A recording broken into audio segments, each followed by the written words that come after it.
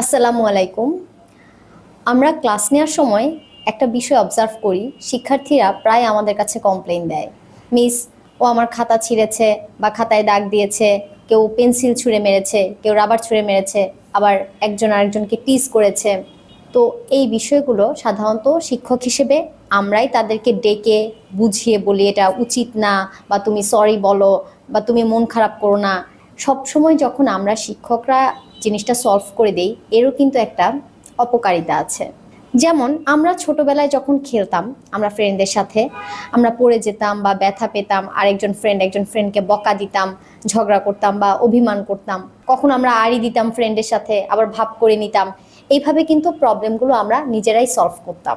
কিন্তু এখন একটা বিষয় দেখা যায় যে স্টুডেন্টরা একজন আরেকজনের দ্বারা কোনো বিষয়ে মনে কষ্ট পেলে এটার জন্য তারা কান্না করছে, ক্লাসে আসতে চায় না, প্যারেন্টসকে বলে বা টিচারকে বলছে। সব বিষয় দেখা যায় প্যারেন্টস বা টিচার ইনভলভ হতে হয় এবং সমাধান করতে হয়।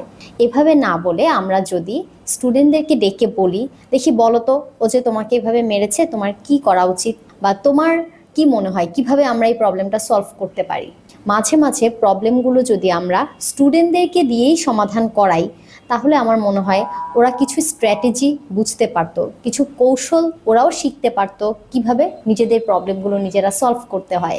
কারণ সব সময় তো আমরা তাদের সাথে থাকতে পারবো না, প্যারেন্টস বা টিচার হিসেবে প্রত্যেকটা পদক্ষেপে যেহেতু আমরা থাকতে পারি না, তাদের নিজেদেরকেও কিন্তু বুঝতে হবে এবং শিখতে হবে কোন সিচুয়েশন কিভাবে ট্যাকেল দেওয়া যায়।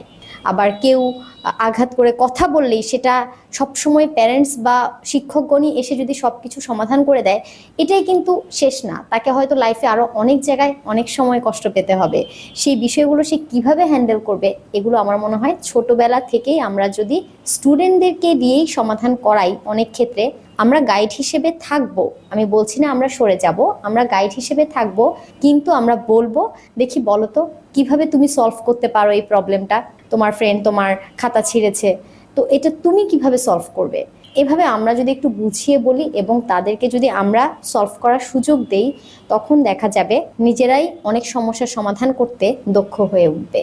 Thanks for watching. আসসালামু আলাইকুম। Thanks for watching.